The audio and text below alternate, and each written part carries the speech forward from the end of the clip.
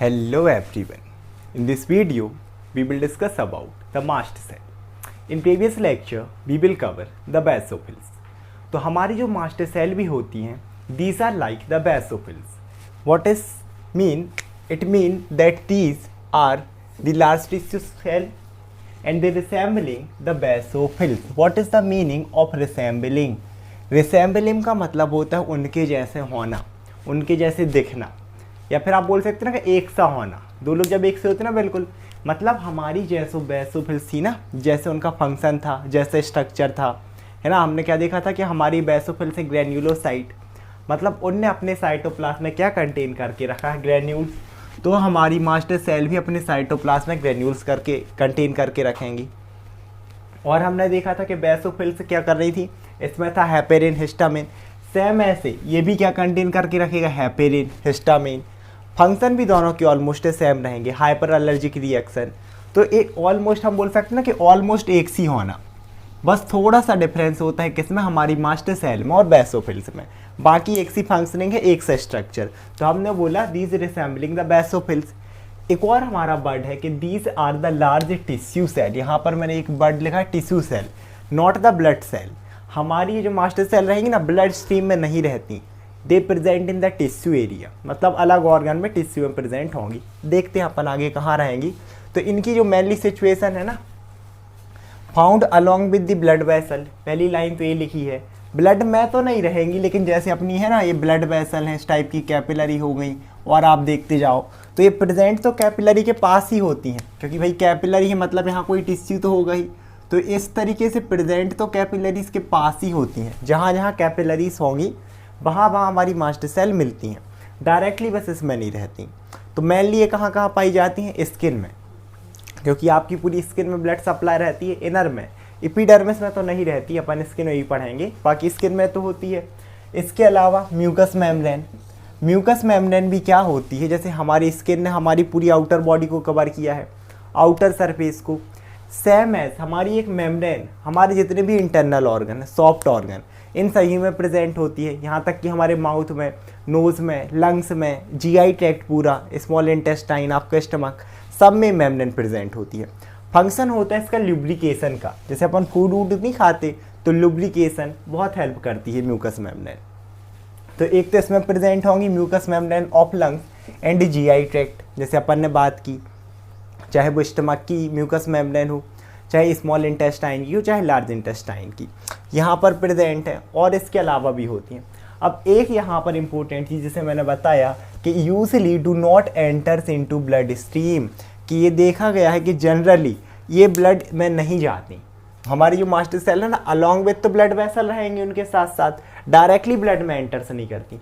बहुत कम टाइम है, कभी ऐसी रेयर कंडीशन है कि कभी इनकी बहुत नीड है तब ये ब्लड वेसल में एंटर कर जाएं, अदरवाइज ये ब्लड वेसल में एंटर नहीं करती, उनके साथ साथ ही चलती है। बहुत रेयर है कि ये कहाँ चले जाएं, कभी डिपेंडिंग अपॉन सिचुएशन। आगे देखते हैं, आगे चीज़ है इनका ओरिजिन। तो जैसे हमने देखा ना कि भाई किसको रिसेंबल कर रही हैं, बेसोफिल्स को, तो ऑलमोस्ट हर चीज़ एक सी है, यही थोड़ा सा इनमें डिफरेंस आ जाता है। डिफरेंस ये आएगा कि बेसोफिल्स हमारी बोन मैरो से बनी थी, हमारी मास्टर सेल भी बोन मैरो से ही बनती है, these are formed from bone marrow, but दोनों की प्रोजिनेटर सेल से डिफरेंट है।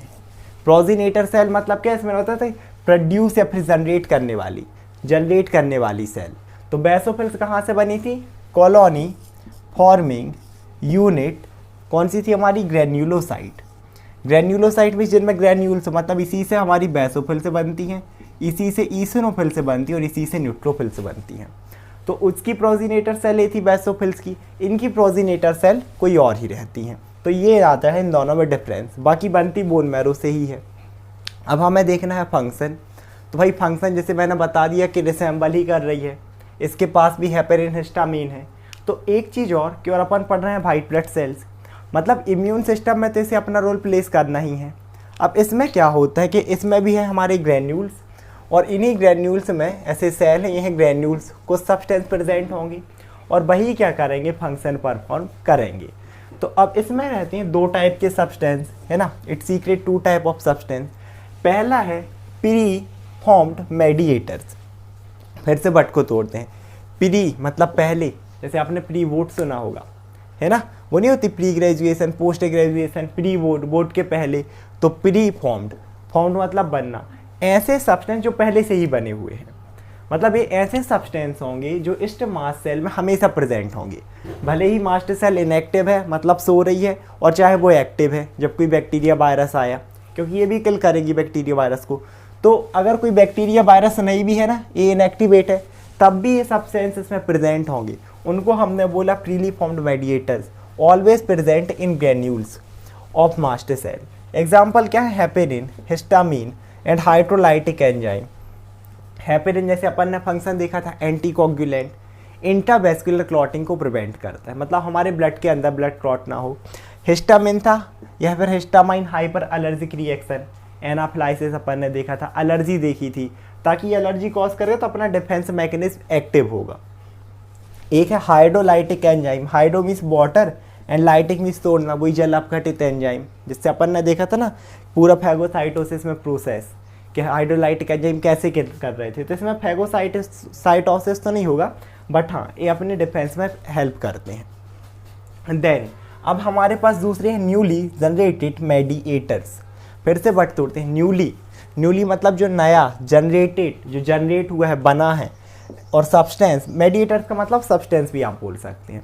तो ऐसे जनरेटर, ऐसे सब्सटेंस जो अभी बने हैं, ठीक है, तो अब ये कब बनेंगे, ड्यूरिंग द एक्टिव कंडीशन। मतलब आपकी मास्टर सेल थी इनएक्टिव, जैसे यहाँ पर कोई बैक्टीरिया या वायरस आया और अब ये मास्टर सेल हुई एक्टिव, तो ये वो सब्सटेंस बनाएगी जो इन्हें किल करे। तो ये होते हैं न्यूली फॉर्म्ड मेडिएटर्स। मतलब द सब्सटेंस है ना एब्सेंट ड्यूरिंग रेस्टिंग कंडीशन, जब रेस्टिंग कंडीशन थी, बैक्टीरिया वायरस नहीं था तो ये प्रेजेंट नहीं थे। जैसे ही आपकी बॉडी में बैक्टीरिया वायरस आया, so they present only in active condition. Example है साइटोकाइन, साइटो मीन्स सेल और काइन मीन्स काइनेटिक, गति, मतलब ऐसे सब्सटेंस जो गति करवाएंगे, आपकी सेल को एक्टिवेट कराएंगे। इस पर्टिकुलरली डिफेंस मैकेनिज्म में और अपन ने बात की थी, साइटोकाइन किसको एक्टिवेट कराते हैं, फैगोसाइटिक सेल को। और फैगोसाइटिक सेल हमें पता ही कि फैगोसाइटोसिस शो करेगी, मतलब इस बैक्टीरिया को एनगल्फ करके डिस्ट्रॉय करने का काम करती हैं। So this is about the master cell. I hope आप लोग को वीडियो समझ में आया होगा। Thank you so much everyone.